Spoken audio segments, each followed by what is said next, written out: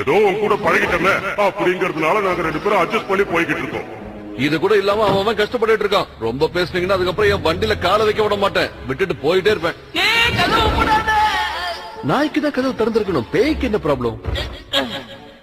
உங்களை அனுப்பும் போது என்ன சொல்லி அனுப்பிச்சேன்? டைனிங் டேபிள் சுத்தி விடுங்க, கதவெல்லாம் டப்பு டப்புன்னு அடிக்கணும்னு சொன்னல. அவங்க 2 பேருமே பெட்ரூம்ல இருக்கும்போது டைனிங் டேபிள சுத்தி என்ன பிரயோஜனம்? சரி, அதெல்லாம் இருக்கட்டும். உங்கள யாரா அவன் தலையில 37 எழுதி வச்சவன்?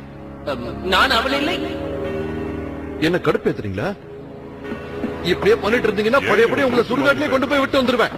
தாராளமா கொண்டு போய் விட்டுட்டு வா. நாங்களும் தொல்லை ஒழிஞ்சதுன்னு போய்கிட்டே இருப்போம். ஏதோ தாயா புள்ளையா அண்ணனா தம்பியா பழகிட்டமேங்கிறதுக்காக நாங்க அட்ஜஸ்ட் பண்ணி போய்கிட்டு இருக்கோம். எவனோ எழுதின 37க்கு நாங்க 2 பேரும் எப்படி பொறுப்பாக முடியும்? நாங்க செய்யலாம்னு சொல்லியும் வாய்க்கு வந்தபடி பேசிக்கிட்டு இருந்தா என்ன அர்த்தம்? வெயிலோட அருமை நிழல தான் தெரியும்னு சொல்லுவாங்கல்ல, அந்த மாதிரி நாங்க போனா தான் எங்க அருமை தெரியும். Someone help me, please. And you gotta